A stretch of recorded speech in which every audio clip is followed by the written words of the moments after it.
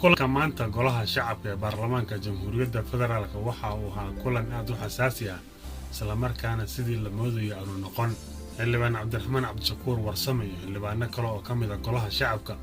ayaa guddoonka u gudbiyey mooshin ka dhan ah in xubinnimada golaha shacabka loo dhaariyo madaxweyne hore maxamed cabdulaahi farmaajo kaas oo uu dastuurku siiyey inuu ka mid noqdo golaha shacabka waana madaxweyne walba oo soo mara jamhuuriyadda federaalka Soomaaliya isla markaana dhamaystay muddaxileedkiisa 4 sano ah in lagu abaalmariyo xubinnimo joogto ah oo aanu dhacayn ilaa inta uu nool yahay cabdiraxmaan cabdishakuur warsame mooshinkan u gudbiyey waxa uu aad uga soo horjeeday in maxamed cabdulaahi farmaajo madaxweyne hore loo dhaariyo xubinnimada golaha shacabka kaas oo uu arkay inay tahay qalad aad u weyn cabdiraxmaan cabdishakuur warsame waxa uu ku doodayay in maxamed cabdulaahi xilligii uu xilka hayay gabood fala badan laga geystay dalka si gaar ah waxa uu tiigsanayay weerarkii asaga lagu qaaday halkaas oo ay ku dhinteen ilaa 6 askari oo ka mid ahayd ilaaladii cabdiraxmaan cabdishakuur cabdiraxmaan waxa uu sheegay in raaligelin ka bixiyo arrintaasi ugana hoydo cabdiraxmaan cabdishakuur ama sharciga loo tiigsado hala u warsaday si wax u dhaceen kulligood waxay isku raaceen amarka ninkii soo bixiyay inuu yahay maxamed cabdulaahi farmaajo ilaa hadda mid dhaqan Soomaaliyeedna kama hayo oo sidii Soomaalida dhaqankeeda lagu yaqaan oo galiinka leh oo dhaqanka eedo xeerka eedo kama hayo mid dawladeedna kama hayo oo urdaa meel oo ku qiray dambigii oo geystay ifadamiyadii oo geystana ma hayo haddii marka dadka Soomaaliyeed ay ku qanacsan yihiin oo ogahay dadku waa qabaa'il qofku taageersan yahay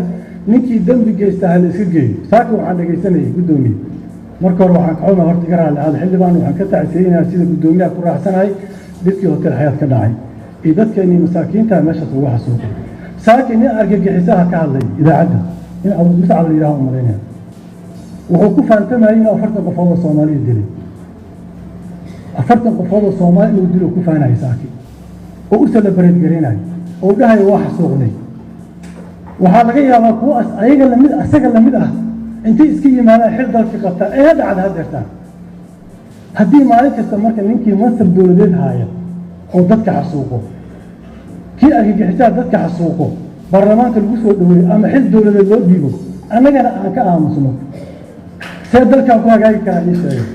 intaas kadib guddoonka golaha shacabka ee baarlamaanka federaalka Soomaaliya ayaa go'aan ku gaaray inuu codgeliyo ajandaha kulanka golaha shacabka ee maanta in laga reebo qodobka dhaarinta madaxweynihii hore ee farmaajo iyo sidoo kale in lagu sii daayo oo la dhaariyo xildhibaanada ayaa cod gacantaaga u qaaday natiijadiisa waxa ay noqotay mid lama filaan ku ah cabdiraxmaan cabdishakuur iyo qaar ka mid ah xildhibaanadii mooshinka kula jiray sababtuna waxa ay tahay in ka badan 140 xildhibaan ay aqbaleen in maxamed cabdulaahi farmaajo loo dhaariyo xubinnimada golaha shacabka 3 xildhibaan oo uu 4 ku yahay xildhibaan cabdiraxmaan cabdishakuur ayaa diiday 2 xildhibaan kalena waa ay ka aamuseen sida gudoomiyaha golaha shacabka aadan madoobe uu ku dhawaaqay dad badan ayaa filayay in madaxweynihii hore ee dalka maxamed cabdulaahi farmaajo aan loo ogolaan doonin inuu ka mid noqdo golaha shacabka sidaas daraadeedna xildhibaanada ay maanta ka reebi doonaan ajandaha hase ahaatee xildhibaanada ayaa go'aankaas ka duwan qaatay daawade maxay kula tahay aragtidaada fadlan qaybta hoose ee commentiga noogu reeb mahadsanid